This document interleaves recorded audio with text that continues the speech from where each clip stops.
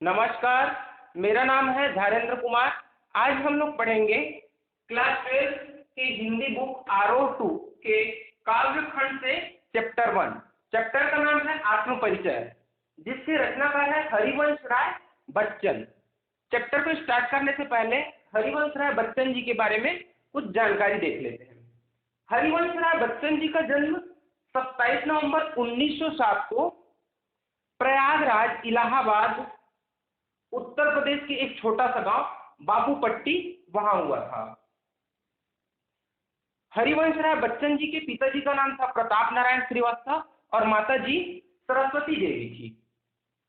इनका सरनेम, मूल सरनेम श्रीवास्तव था, लेकिन हरिवंश राय बच्चन जी जब छोटे थे तो उनको बच्चा बच्चा कहकर बुलाया जाता था और बच्चा से उनका नाम आगे चलकर बच्चन हुआ, जिसका अर्थ होता है बच्चा। बच्चन मतलब बच्चा।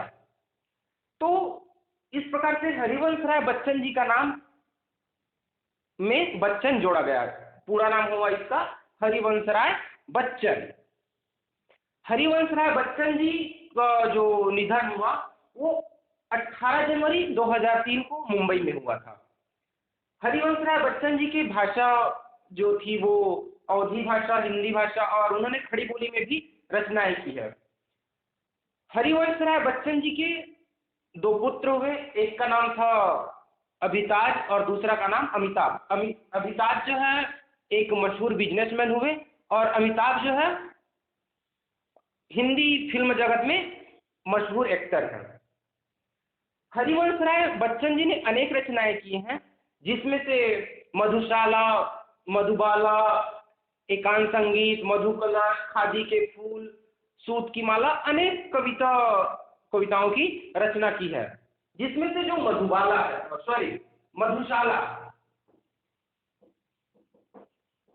मधुशाला की रचना के लिए हरिवंश राय बच्चन को पद्मश्री सम्मान से सम्मानित किया गया। कौन सा सम्मान? पद्मश्री सम्मान से सम्मानित किया गया। उनकी एक ऐसी कविता है जो आज लोग अपनी जुबान में हमेशा रखते हैं, जिसको कभी भूलते नहीं है। वो कविता की पंक्ति है, लहरों से डरकर नौका कभी पार नहीं होती और कोशिश करने वालों की कभी हार नहीं होती। ये पंक्ति जो है छोटे से छोटे बच्चों के मुंह जुबानी है। इसके अलावा हरिवंश राय बच्चन जी ने आत्मकथा लिखा। कौन कौन सा लिखा? क्या भूलूं का याद करूं, नीड़ का निर्माण फिर, बसेरों से दूर, 10 द्वार से सोपान तक। ठीक है, अब देखते हैं काव्यांश का भावार्थ। पहला काव्यांश पहला है, मैं जब जीवन का भार लिए फिरता हूँ, फिर भी जीवन में प्यार लिए फिरता हूँ। कर दिया किसी ने झंकृत दिल को छूकर, मैं टाका के 2 तार लिए फिरता हूँ। मैं स्नेह सुरा का पान किया करता हूँ, मैं कभी न जग का ध्यान किया करता हूँ। जब पूछ रहा उनको जो जग्गी गाते, मैं अपने मन का गान किया करता हूँ। इस कविता में हरिवंश राय बच्चन जी जो है अपने जो अंतर्निहित व्यक्तित्व की जो विशेषता है उसके बारे में बताया है।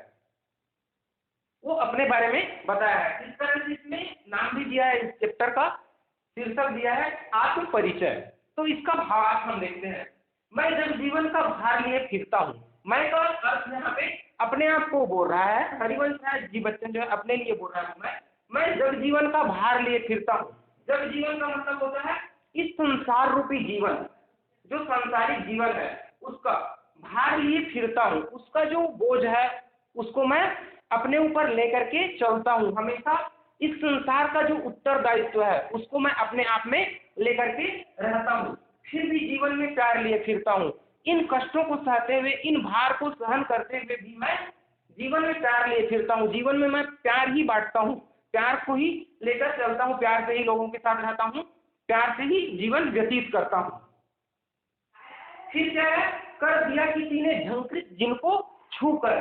कर दिया किसी ने, यहाँ पे किसी का मतलब है, किसी का मतलब एक उनकी जो प्रिय है उसके बारे में बोल रहा है। किसी ने यहाँ पे अज्ञात है ना, उसका नाम स्पष्ट नहीं दिया है। किसी ने, झंकृत मतलब झंकार, जो एक कंपन होती है, जिनको छूकर मैं सांसों के 2 तार लिए फिरता हूँ। तो कवि आगे बोलते हैं कि किसी ने, अर्थात जो उनकी जो प्रिय है, उनकी जीवन में आकर के उनको उनके हृदय में जो झंकार पैदा कर दिए हैं, उनके जीवन में आकर हृदय रूपी वीणा के तार को उन्होंने क्या कर दिया है, झंकृत कर दिया, झंकार उत्पन्न कर दिया है, जिसके सहारे वो जो है जीवन जी रहा है।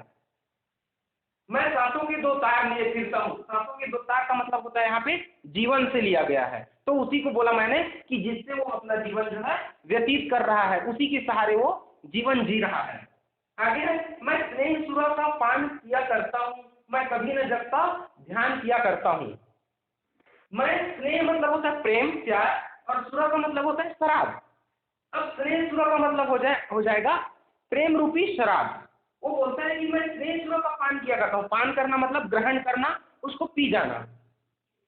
तो मैं जो प्रेम रूपी शराब है उसको ग्रहण कर लेता हूँ, और ग्रहण करके क्या बोलता है वो, मैं कभी न जगता ध्यान किया करता हूँ। कभी कहते हैं कि मैं इस दुनिया में प्रेम रूपी शराब का सेवन कर लेता हूँ, उसका पान कर लेता हूँ, और मुझे इस संसार का कोई ध्यान नहीं रहता। मैं कभी न जगता ध्यान किया करता हूँ, मतलब मुझे इस संसार का कोई ध्यान नहीं रहता, कोई भी चिंता नहीं रहती है। फिर आगे लिखते हैं, जब पूछ रहा उनको जो जग की गाते। जग मतलब संसार, यह संसार उन्हीं को पूछता है, उन्हीं के बारे में जानता है, उन्हीं के बारे में कहता है, जो इस जग की गाते मतलब इस संसार के बारे में ही गुणगान करते हैं, इस संसार के साथ हाँ में हाँ मिला करके चलते हैं, उसी के साथ साथ चलते हैं, उनका कोई विरोध नहीं करते, उसी को ही यह संसार जो है पूछता है।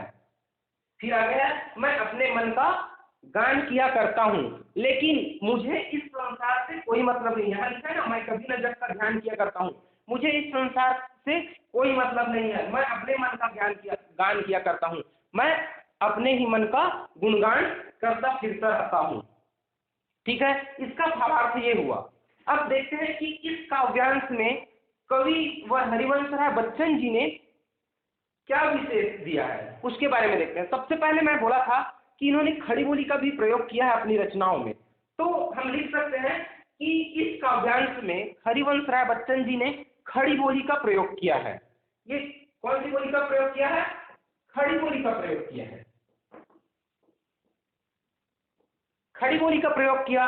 अब दूसरा हम लिख सकते हैं कि इसमें विरोधाभास है। विरोधाभास कहते हैं, पहले तो बोलता है कि मैं जन जीवन का भार लिए फिरता हूँ, फिर भी जीवन में प्यार लिए फिरता हूँ। पहली दो पंक्ति में बोलता है कि मैं इस संसार के सारे बोझ को लेकर के चलता हूँ, इस संसार का उत्तरदायित्व तो मेरे ऊपर है, लेकिन वही यहाँ पर क्या बोलता है, मैं कभी न जग का ध्यान किया करता हूँ, मैं इस संसार का कोई ध्यान नहीं करता हूँ, इस संसार में कोई चिंता नहीं है। तो हम कह सकते हैं कि इसका यहाँ पे विरोधाभास है।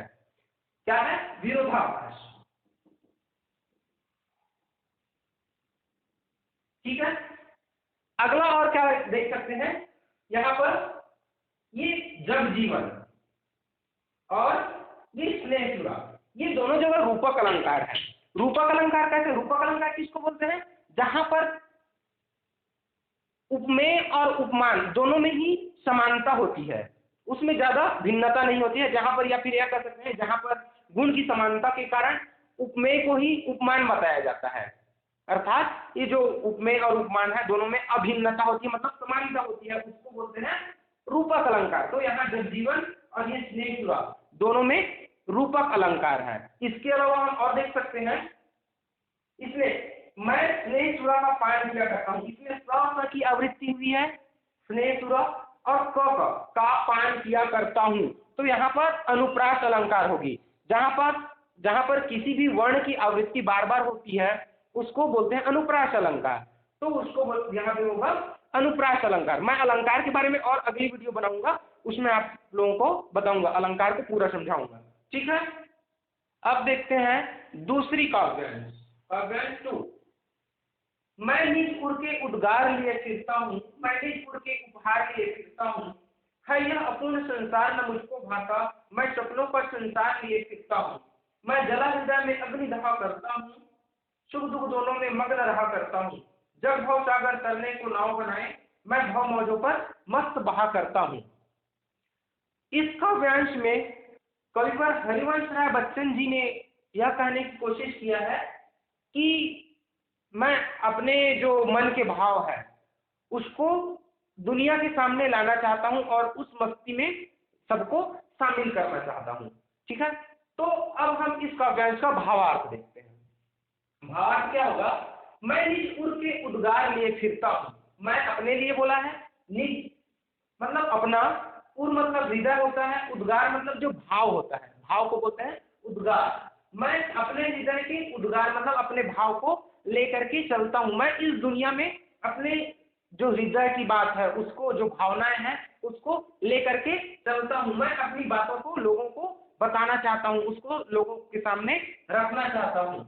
मैं निज उर के उपहार लिए फिरता हूँ। निज यहाँ पर अपने लिए फिर बोला है कि जो अपने हृदय के जो प्रेम रूपी उपहार है, प्रेम रूपी उपहार को वो जो है इस संसार के सामने रखना चाहता है। वो बोलता है कि मैं हमेशा इस संसार में जो प्रेम रूपी उपहार है उसको लेकर के चलता रहता हूँ, फिरता रहता हूँ। आगे है, यह संसार अपूर्ण, यह अपूर्ण संसार में मुझको भाता। वो बोलते हैं कि यह संसार जो है मुझे अपूर्ण, अधूरा लगता है। मुझे भाता का मतलब पसंद नहीं, ना मुझको भाता मतलब पसंद नहीं आता। यह संसार जो है मुझे पसंद नहीं आता, क्योंकि यह संसार मुझे अधूरा अधूरा सा लगता है। अधूरा क्यों लगता होगा? उस प्रिय की याद में। आगे और देखते हैं, फिर तब पता चलेगा। मैं सपनों पर संसार लिए फिरता हूँ। वो बोलता है कि मैं सपनों में डूबा रहता हूँ और अपनी आशा और इच्छा है उसको लेकर के चलता फिरता रहता हूँ। हमेशा आशा और इच्छा जो मेरी सपने हैं वो लेकर चलता हूँ। मैं जला हृदय में अग्नि दहा करता हूँ। यहाँ पे जला हृदय, हृदय मतलब पूर्ण हृदय, अग्नि मतलब आग, दहा मतलब जलना, मतलब विरह की अग्नि में वो जल रहा है। किसकी विरह की अग्नि में? उसका हृदय जो है किसकी विरह की अग्नि में जल रहा है? उस प्रिय की याद में। तो उसी को लिखा है, मैं जला हृदय में अग्नि दहा करता हूँ। कवि ये कहते हैं कि वह अपनी जो प्रेम की विरह की जो अग्नि है उसमें वो जल रहा है, उसका हृदय जो है जल रहा है। सुख दुख दोनों में मग्न रहा करता हूँ। वो बोलते हैं, हरिवंश राय बच्चन जी बोलते हैं कि मैं सुख और दुख दोनों को ही समान मानता हूँ। मुझे सुख और दुख का कोई भी प्रभाव नहीं पड़ता है। सुख दुख दोनों में ही मैं मस्त रहता हूँ, दोनों मेरे लिए समान है। मैं हमेशा मग्न रहता हूँ किसमें? उस प्रिय की प्रेम में। जब भव सागर तरने को नाव बनाए, मैं भव मौजों पर मस्त बहा करता हूँ। बोलते हैं कविवर कि यह संसार जो है, जग जो है, भव सागर मतलब जो संसार रूपी सागर, भव सागर का मतलब संसार रूपी सागर, तरने को नाव बनाए मतलब इस संसार रूपी सागर से निकलने के लिए लोग जो है नाव बनाते हैं। नाव बनाने का मतलब यह है कि यहाँ से निकलने के लिए प्रयास करते हैं, कई प्रयास करते हैं इस भव सागर से निकलने के लिए, इस संसार से निकलने के लिए। लेकिन वो कवि क्या करता है, क्या बोलता है? मैं भव मौजों पर मस्त बहा करता हूँ। वो बोलता है कि मैं जो है इस संसार में मस्ती में रहा करता हूँ, इसमें यहाँ मैं मस्ती में रहता हूँ। मैं इन सब लोगों से, इस संसार से अलग होकर अपनी मस्ती में रहता हूँ, क्योंकि मेरे पास क्या है? प्रेम की नाव है, जिस कारण से मैं इस संसार में मस्त रहता हूँ। ठीक है, ये समझ में आया होगा। अब इस काव्यांश का विशेष क्या है वो देख लेते हैं। इसमें फिर वही बोल सकते हैं कि कविवर ने खड़ी बोली का प्रयोग किया है। दूसरा ये भी लिख सकते हैं कि उन्होंने अपने अभिव्यक्ति का सरलता से, अपने अभिव्यक्ति के बारे में, अपने बारे में उन्होंने सरलता से बताया, मतलब अभिव्यक्ति की सरलता है। और क्या लिख सकते हैं? ये सुख और दुख, ये दोनों में कौन सा समास हो जाएगा? द्वंद्व समास। क्यों? सुख और दुख। द्वंद्व समास का परिभाषा आप लोग जानते ही होंगे, एक बार और बता देता हूँ कि जब किसी भी पद में दोनों पद प्रधान होता है तो उसको बोलते हैं द्वंद्व समास बोलते हैं।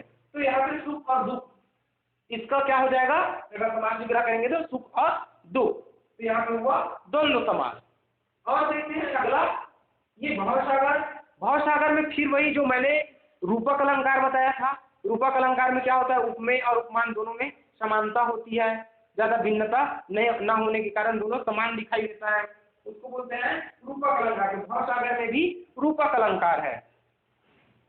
अब इसमें और देख सकते हैं कि इस काव्यांश में उन्होंने वियोग श्रृंगार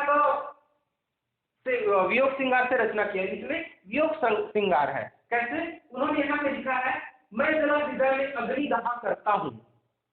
मतलब किसी अपने प्रिय की विरह की अग्नि में वो जल रहा है। तो मतलब विरह की अग्नि में कब जल रहा है? वो जो उससे बिछड़ गया है। तो इसलिए हम यहाँ बोल सकते हैं कि वियोग श्रृंगार है। ठीक है, समझ में आया?